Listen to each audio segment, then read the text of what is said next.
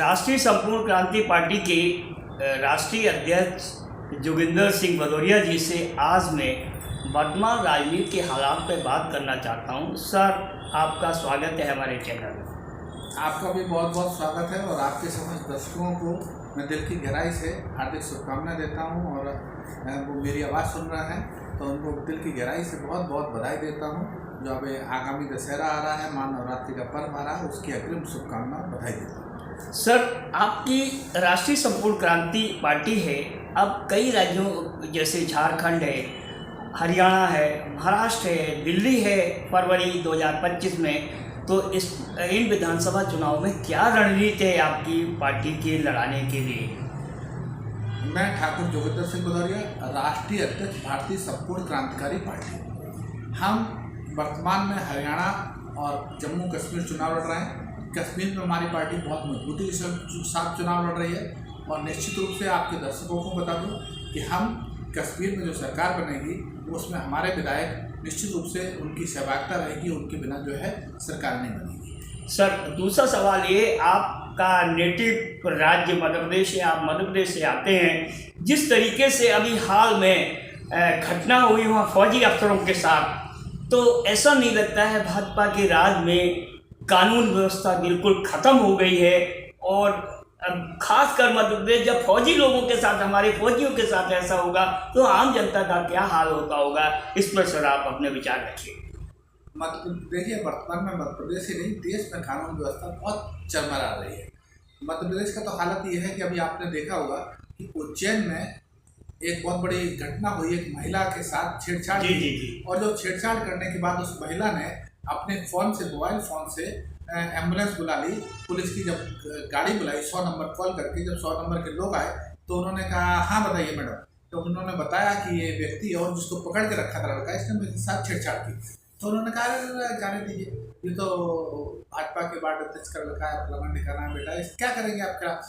वो महिला नहीं मानी और वहाँ से फिर जब 100 नंबर की गाड़ी वहाँ चली गई, उसने आपसी समझौता करने का प्रयास किया और वो नहीं मानी, तो वो वहाँ चली गई पुलिस थाने में रिपोर्ट करने के लिए। जब थाने में रिपोर्ट करने को जाती है तो थाने में ये कहा जाता है, अरे आप किसके खिलाफ रिपोर्ट कर रहे हैं, आपको क्या होगा, हम क्या कर सकते हैं? तो जब इस तरह के व्यवहार से परिपूर्ण पुलिस होगी, जो पार्टी वाइज काम करेगी, लोगों को देख करके काम करेगी, तो फौजी, सैनिक, पुलिस के साथ भी इस तरह से कार्य करेगी, कोई बड़ी बात नहीं है। क्योंकि बात होगी आप किस पार्टी से संबंध रखते हैं और उस पार्टी में आप क्या है, तभी कार्रवाई होगी। तो जनता कैसे जनता के साथ निष्पक्ष रूप से व्यवहार किया जा सकता है, इसकी कल्पना भी कर सकते हैं क्या?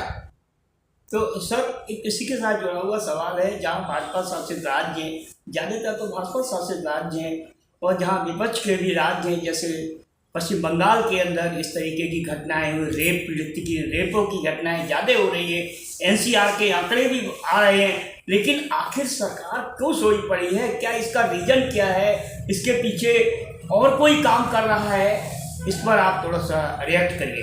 देखिए, दो चीज़ें हैं। पहली चीज़ ये है कि आरोपी होता है, वो चाहे जहाँ का भी हो, वो अगर कहीं आरोपी है तो वो आरोपी, उसके साथ जो है सहानुभूतिपूर्ण व्यवहार नहीं किया जा सकता। अपराधी होता है, अपराधी किसी जाति का नहीं होता, अपराधी किसी धर्म का नहीं होता, और अपराधी किसी श्रेणी का नहीं होता, और मैं तो ये भी मानता हूँ अपराधी किसी पार्टी का नहीं होता। लेकिन अगर जहाँ आप अपराधी के साथ विश्लेषण करने लगेंगे जाति को देखकर, धर्म को देखकर, पार्टी को देख करके, तो निश्चित रूप से अपराध पर आप अंकुश लगा ही नहीं सकते।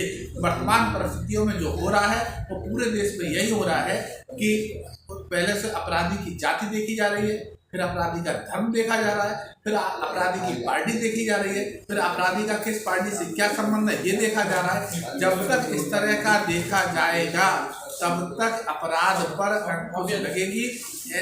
इस चीज़ से मैं विश्वास नहीं करता, और मेरी समझ में आम जनता भी इस बात पर विश्वास नहीं करेगी और न करती है। सर, आप दिल्ली विधानसभा के 2025 में फरवरी में चुनाव है, इस पर आपकी पार्टी कितना कैंडिडेट लड़ाने की प्रस्तावित है, इस पर भी थोड़ा संक्षेप में बता दीजिए। देखिए, दिल्ली में हमारी पार्टी वार्ड वाइज सभी जगह हमारे मेंबर खड़े हो चुके हैं। वार्ड वाइज हमारे पार्टी के पदाधिकारी हो चुके हैं। दिल्ली की सभी सीटों पर भारतीय संपूर्ण क्रांतिकारी पार्टी चुनाव लड़ेगी। और एक बात और करा दूं कि भारतीय संपूर्ण क्रांतिकारी पार्टी के बिना दिल्ली में सरकार नहीं बनेगी, नहीं बनेगी, नहीं बनेगी। हर हालत में दिल्ली की सरकार में भारतीय संपूर्ण क्रांतिकारी पार्टी अब आएगी।